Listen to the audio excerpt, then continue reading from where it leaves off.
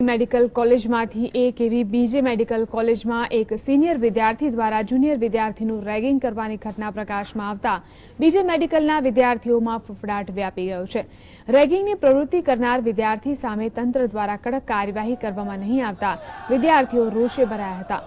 વિદ્યાર્થી સંગઠન દ્વારા કોલેજમાં બનતી રેગિંગની ઘટનાને બંધ કરવા માટે તેઓએ ઉચ્ચ કક્ષાએ રજૂઆત કરવાનો પ્રયાસ કર્યો હતો, પરંતુ વિદ્યાર્થી સંગઠનના કાર્યકરો આવતા જ મુખ્ય સંચાલકો કેબિનમાંથી બહાર નીકળી ગયા હતા। આ મુદ્દે વિદ્યાર્થીઓએ કોલેજમાં હોબાળો મચાવ્યો હતો।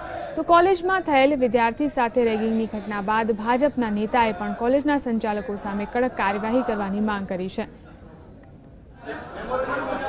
કોઈપણ જગ્યાએ રેગિંગની બાબતમાં જે તે કોલેજના વડા અને જો બીજા મેડિકલ કોલેજમાં થયું હોય તો બીજા મેડિકલના ડીન આના માટે સૌથી પહેલાં આન્સરેબલ છે અને એમણે બીજા મેડિકલ કોલેજમાં ગઈ વખતે પણ આ પ્રકારનો રેગિંગનો બનાવ બન્યો હતો।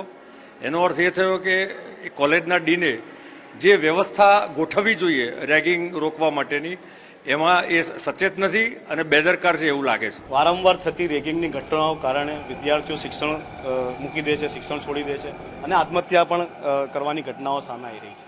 એટલે રેગિંગની સામે કડક પગલાં ભરવામાં આવે, જે પણ જવાબદાર લોકો હોય એમની સામે કડક પગલાં ભરવામાં આવે અને આપણે રેગિંગની રાહ જોઈએ કે રેગિંગ થાય પછી આપણે હરકતમાં આવીએ। એના કરતાં રેગિંગ વિશેની જે કાયદાકીય ગાઈડલાઈન છે દરેક કેમ્પસમાં વિદ્યાર્થીઓને એના માટે અવગત કરવામાં આવે।